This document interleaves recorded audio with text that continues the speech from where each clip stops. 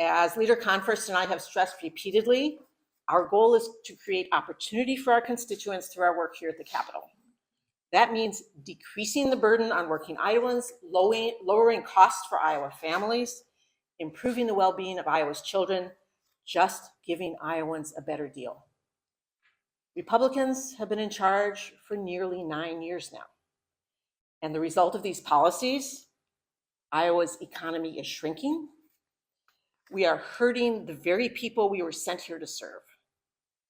In 2024, Iowa was one of just 2 states where real GDP contracted, and 47 states saw higher personal income growth than Iowa.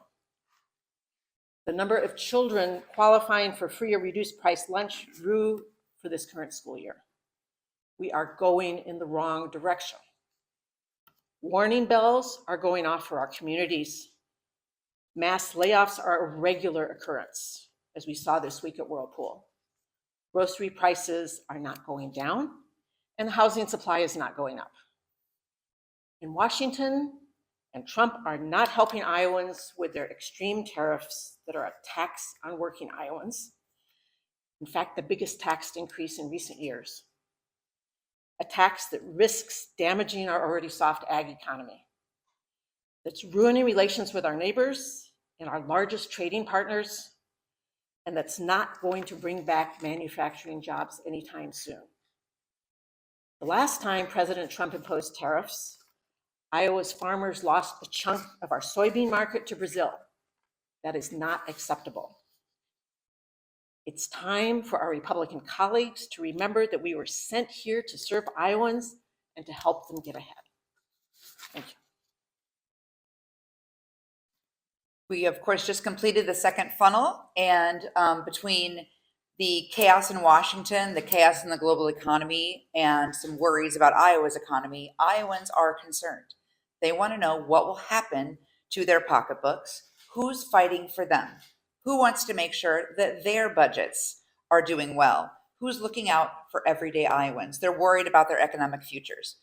Republicans have done nothing to help Iowa's economy this session so far. They have done nothing to help Iowans when it comes to their budgets and their pocketbooks. We have introduced legislation on childcare to lower costs on housing, to give property tax rebates, to eliminate tax on tips and overtime, and to restore unemployment benefits to 26 weeks.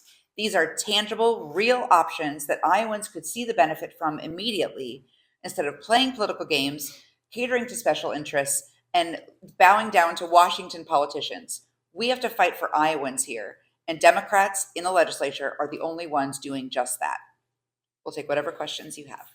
What should the legislature's response be in terms of crafting next year's budget, given what the signs you're seeing in the economy? I would say, firstly, that what we need to do is we need to be realistic about where the economy is and where it could go. We can't play politics with Iowa's economic outlook. We have to be realistic about the impact of the chaotic tariff policy that's happening in Washington right now. And we have to look at what that's going to do to Iowans.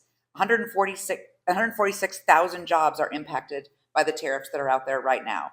And we are the number 3 most negatively impacted state in the country when it comes to the retaliatory tariffs, particularly from Canada. So we have to be realistic about the impact. We can't play politics and then wonder what happened to the economy. Plus the fact that they've got these tax cuts that go mostly to wealthy Iowans that are rolling into effect, plus the fact that the voucher system is going to bring more money out of Iowa's economy.